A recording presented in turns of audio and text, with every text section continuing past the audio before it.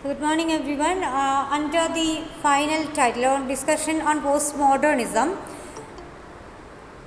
under the final last title, postmodernist criticism, an example, we have come across the way in which one of the major plays of the 20th century or modernist literature, Waiting for Godot, got analyzed on the grounds of postmodernist tenets, like postmodernist reading. We are going on with the postmodernist reading of different literary texts. So one example we have taken the text, very famous play itself, and now as the last part of this discussion, one more specimen we are going to discuss. You can see it there. I'll come to that. Yes. Another waiting play. So waiting had been notified to be one of the major features of modernist, postmodernist literary writings. Here you come across, after Waiting for Godot, as per the title says, we can see the kind of waiting and the way they suffer during that because of this lack of confidence or of many other reasons, and the insensibility of that waiting, and how we analyzed it according to the modernist and postmodernist ideas. Now, one more play we are going to discuss, and with that we will wind up the discussion on postmodernism as such. Another waiting play on which a very similar reading might be attempted is Anton Chekhov's The Three Sisters.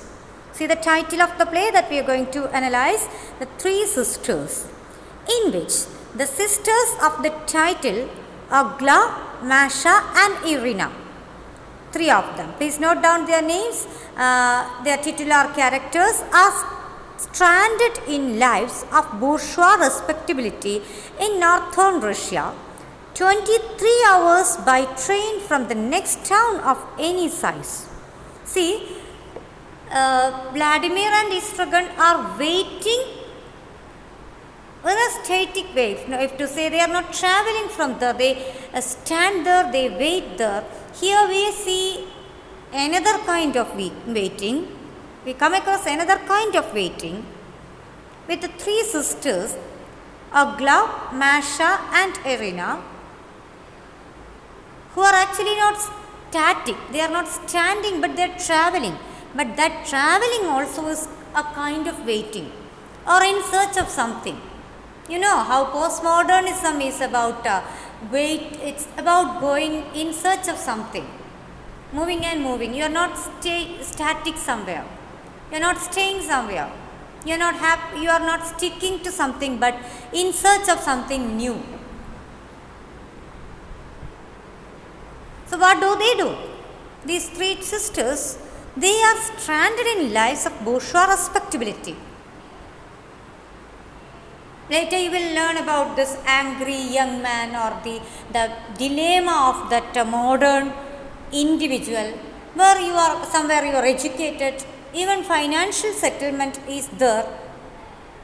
At the surface level, when you look from outside, you are supposed to be happy, or these characters are noted down to be comparatively happy.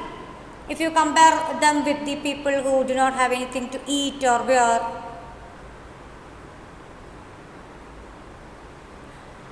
then bourgeoistic settlement, people of better financial stability, they are expected to be happy. At least they are expected to be happy. But here you come across three sisters who are traveling. They are taking 23 hours by train from next town of any size. There is in bracket you can see Michael Frayn's introduction to the Matthewian edition of Chekhov's play. So it's about the reference only. No, don't worry. The sisters wait in vain. These sisters wait in vain, like Vladimir and Istragan, for some external force to enter their provincial lives and transform them. So here also you can see some postmodern identities who are not happy in what they are. Or to make it more specific, they in that regard they stay modern identities. They with a lot of crisis. They would like some external force as the other play. In the other play, we met with Godot, the concept of Godot, a grand narrative. Well, you feel like belonging to, you feel like depending upon. Vladimir and Istrogan feel like depending upon that Godot and the instructions or the help he may give them. They are not sure. Still they are ready to wait. In the same way, these three sisters who are not happy in what they are or where they are, they undertake a long journey, actually 23 hours of journey. It's specifically mentioned there to make us feel the kind of uncomfort they hold in their present being or present status. So they are in search of something new. And the ideals for which each pines can be seen as personal meta-narratives. So they have their own, each one of them has her own ideal about a future or how I should be, how my life should be. This can be taken as personal meta-narratives. Like such an ideal social progress or the notion that their sufferings will in some way contribute to a better human life in future. Definitely they are not happy about what they are in the present. But they expect a kind of social progress, as they might have read in some of the novels, or they might have come across such social progress in some discussions, wherever it may be. They want something different. So they are also waiting for some, they are also in one way or other sticking to some grand narratives. They also try for some grand narratives to save them, or grand narratives for clinging on. Irina, for instance, sees near the end of the play that, it may be Irina, anyway, says near the end of the play that a time will come when people will understand what it was all for, what the purpose was of all this suffering, and what was hidden from us will be hidden no more. That even though it is a positive take on the situation, they are not actually happy in what they are. They say that a time will come, means this present time is not comforting for them. When people will understand what it was all for, what the purpose was of all this suffering, and what was hidden from us will be hidden no more. So they are expecting something different. They are trying to find out some another grand narrative. They are not happy in their personal being at present. And here and now we become modern. You are not ultimately postmodern. Though you are in postmodern, you are living in postmodern time. If you are very pessimistic about what you are, about your identity, about the available facilities all around you, you are complaining about the situation, life, events, so that you are again you are in the modern dilemma of the lost past or some ideals, and there you are not having the flexibility of a postmodern individual, where you can see more of an acceptance. They already accept the fact that such grand narratives are no longer, it's incredulity towards grand narratives or meta-narratives, so that you do not run behind those. You are not in search, you are not running behind those in an awkward manner. But modernists are always lamenting. And here you can see this kind of lament on the part of these three sisters as well.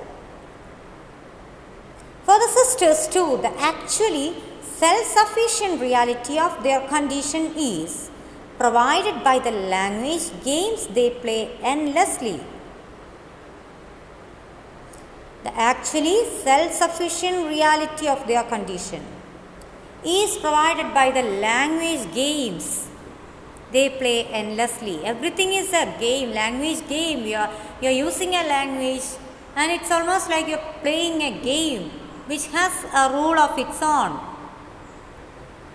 And actually the rules of which do not have much to do with the rule of or the winning position for another games or another game.